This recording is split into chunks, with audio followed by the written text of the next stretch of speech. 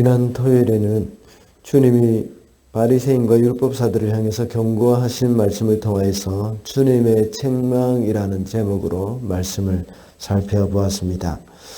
주님은 사랑 없는 계율을 책망하셨고 위선적인 가르침을 책망하셨습니다. 그리고 기득권을 지키려고 하는 그런 태도를 책망하셨다고 했습니다. 그 후에 많은 무리들이 예수님을 따르는 가운데서 예수께서는 먼저 제자들에게 교훈을 하셨습니다. 이 말씀을 통해서 우리가 얻을 수 있는 교훈은 제자들은 어떤 삶을 살아야 하는가에 대한 것입니다. 그래서 오늘은 이 제자의 삶이라는 제목으로 말씀을 살펴보고자 합니다. 첫째는 제자는 위선을 버리고 진실하게 살아야 합니다. 1절과 2절입니다. 그동안에 수천 명이나 되는 무리가 모여들어서 서로 밟힐 지경이 되었다. 예수께서는 먼저 자기 제자들에게 말씀하셨다. 너희는 바리새파 사람의 누룩 곧 위선을 경계하여라. 가려놓은 것이라고 해도 벗겨지지 않을 것이 없고 숨겨놓은 것이라고 해도 알려지지 않을 것이 없다. 여기서 말하는 누룩이라고 1절 하반절에서 말씀하고 있는데, 이 누룩은 그 특성 중에 파급 효과가 있습니다. 적은 누룩이 온 반죽을 부풀게 하는 것처럼 위선은 주위의 사람들에게 아주 신속하게 파급된다는 것을 의미하고 있습니다. 여기서 말하는 2절의 말씀과 같이 이 말씀과 연관해서 누룩을 겉으로는 보기에 쉽게 구별이 되지 않지만 또 이 열을 가하게 되면 결국은 크게 부풀러서 드러나는 특성이 있습니다. 이것이 두 번째 특성이라고 할 수 있습니다. 첫 번째 특성은 파급 효과로 한다면 이 누룩은 어떤 외부에서 열을 가하면 이렇게 크게 부풀어나서 드러나는 특성이 있다는 겁니다.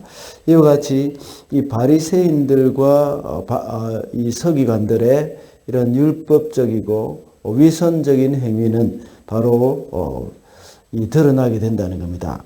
아무리 위장을 할지라도 마지막에 드러나는 그러한 그들의 죄악이 있다는 것입니다. 그렇게 될 때에 바로 이것이 이 모든 사람들에게 밝히 드러나게 된다는 것을 말씀하고 있습니다.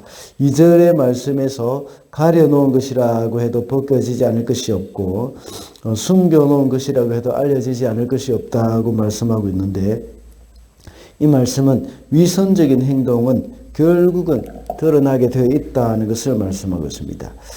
물론 이것과 비슷한 말씀이 다른 문맥에서 나오기도 합니다.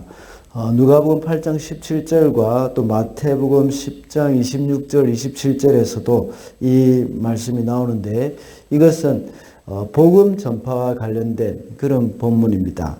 그러나 오늘 본문에 나오는 말씀은 위선적인 행동은 반드시 드러나게 될 것이라는 것을 말씀하고 있는 것입니다. 제자들은 이 위선이 드러날 것이라는 것에 대해서 이렇게 그것을 두려워해가지고 위선이 드러날 것에 대한 두려움 때문에 진실하게 살아야 한다는 그런 의미가 아닙니다. 그것은 제자라면 위선적인 삶을 살지 않고 마음에 진실함이 있어야 한다는 겁니다. 그러한 진실함이 있고 그 진실함으로 살아갈 때에, 그럴 때에 바로 그 삶이 우리가 사람들에게 드러나게 되어질 것이라는 것을 우리는 믿어야 할 것입니다. 이 삶이 먼저 우리의 마음에 진실함이 있을 때 우리의 삶의 진실함으로 나타나게 된다는 겁니다. 그러므로 제자는 위선을 버리고 진실해야 한다는 것을 명심해야 하겠습니다. 둘째로 제자는 하나님을 두려워하면서 살아야 합니다. 4절과 5절입니다. 내 친구인 너희에게 내가 말한다. 육신은 죽여도 그 다음에는 그 이상 아무것도 할 수 없는 자들을 두려워하지 말아라. 너희가 누구를 두려워해야 할지를 내가 보여주겠다. 죽인 다음에 지옥에 던질 권세를 가진 분을 두려워하여라. 그렇다. 내가 너희에게 말한다. 그분을 두려워하여라. 이 말씀을 볼 때에 세상 권력자들의 핍박이 어느 정도까지 이르게 될 그 어느 정도까지 이르게 될 것인가에 대해서 보여주고 있습니다. 그들의 핍박은 제자들의 목숨까지도 빼앗게 될 것이라는 말씀입니다. 그러나 이 세상 권력자들의 핍박이 이렇게 크니까 그것을 두려워하지 말라 하는 거기에서 그쳐서는 안 됩니다. 그렇다면 무엇을 말하는 것일까요? 그것은 세상 핍박자들의 한계를 말하고 있습니다. 세상 핍박자들의 한계는 무엇입니까? 그것은 아무리 그들이 권세를 가지고 있다고 하더라도 다만 육신을 죽이는 것에 불과하다는 것입니다. 그것이 그들의 한계입니다. 그러니 정말 두려워할 것은 하나님입니다. 하나님은 육신을 죽일 수 있을 뿐만 아니라 그 영혼까지도 지옥에 던질 수 있는 분이라는 것을 여기서 말씀하고 있습니다. 이렇게 하나님을 두려워하라. 또 이 하나님만, 세상 권력자들을 두려워하지 말고 하나님만을 두려워하라는 그 강조하는 그 이유가 뭐겠습니까? 이 말씀은 제자들을 향하여 세상 권력자들의 핍박을 이기라는 그런 권면입니다. 이 세상의 무서운 핍박을 극복할 수 있는 길은 마땅히 두려워해야 할 분을 두려워할 때에, 그 하나님을 두려워할 때에 바로 그 모든 다른 두려움, 핍박 이런 것들을 이길 수 있다는 겁니다. 하나님을 바로 인식하고 있으라는 겁니다. 이 세상 권력자들은 사람의 목숨만 빼앗을 뿐이지 그의 영혼까지도 빼앗을 수 없다는 겁니다. 오직 하나님만이 이 목숨뿐만 아니라 그리고 우리의 영혼까지도 지옥에 보낼 수 있는 그러한 분이시라는 겁니다. 그래서 하나님만은 두려워해라 하는 겁니다. 우리가 이 세상의 두려움을 극복할 수 있는 방법, 그것은 바로 마땅히 두려워해야 할 그 하나님을 두려워하는 것입니다. 마지막으로 제자는 하나님만 의지하며 살아야 합니다. 11절과 12절입니다. 너희가 회당과 통치자와 권력자 앞에 끌려갈 때에 어떻게 대답하고 무엇을 대답할까 또 무슨 말을 할까 하고 염려하지 말아라. 너희가 말해야 할 것을 바로 그 시각에 성령께서 가르쳐 주실 것이다. 이 구절도 역시 핍박에 관한 말씀입니다. 핍박이 있을 때에 회당이나 통치자 앞에 끌려가서 자신을 변호하거나 의견을 말해야 할 때가 있을 것입니다.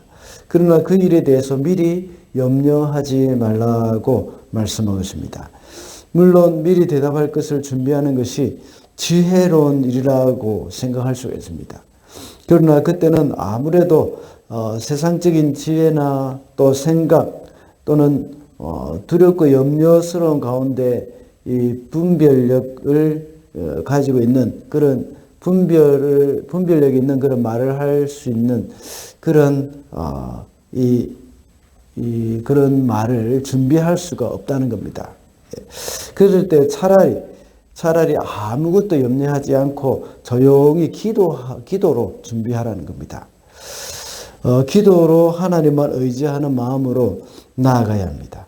그렇게 할 때에 실제로 그런 상황이 닥칠 때에 성령께서 무슨 말을 해야 할지 그것을 가르쳐 주실 것이라는 말씀입니다. 이렇게 성령님을 의지한다는 것이 바로 하나님에 대한 믿음입니다. 성령님을 의지할 때에 마음에 담대함이 생깁니다. 그리고 성령님을 의지할 때 가장 지혜로운 대처를 할 수 있습니다. 때로는 성령님을 의지해서 그 시간에 변론을 할 때에 우리의 말이 청산유수같이 흐를 수도 있고 그렇지 못할 수도 있습니다. 오히려 우리가 준비할 때보다 더 말이 잘 안 나올 수도 있습니다. 그러나 그때 오히려 하나님이 그 어눌한 말 속에 역사하십니다. 우리가 생각하기에 너무나도 어눌하고 참 형편없는 변론이라고 생각할 수도 있는데 그 말을 통해서 성령님이 역사할 때가 있다는 것입니다. 우리가 하는 말이 비록 청산유수같이 흐르지 않을 수도 있고 또 논리성이 떨어질 수도 있습니다. 그러나 중요한 것은 우리의 논리적인 말이나 우리의 매끄러운 말주변을 통해서 하나님이 역사하시는 것이 아니기 때문입니다. 우리가 의지해야 할 것은 우리의 말의 논리성이나 말주변이 아니라 하나님을 의지해야 한다는 것을 잊어서는 안 되겠습니다. 말씀을 맺겠습니다. 오늘은 제자의 삶이라는 제목으로 말씀을 살펴봤습니다. 제자의 삶은 진실되어야 한다고 했습니다. 그리고 하나님만 두려워해야 하며 하나님만 의지해야 한다고 했습니다. 오늘날 우리는 믿음 때문에 핍박을 받는 세상에 살고 있지는 않습니다. 그러나 믿음으로 살아가는 것이 정말 쉬운 세상은 또한 아닙니다. 그럼에도 불구하고 우리는 이 세상에서 하나님을 두려워하고 진실된 삶을 살아갈 때에 비록 논리적이지 못하고 어눌한 말이라고 하더라도 하나님만 의지할 때 하나님은 우리와 함께 하실 줄 믿습니다.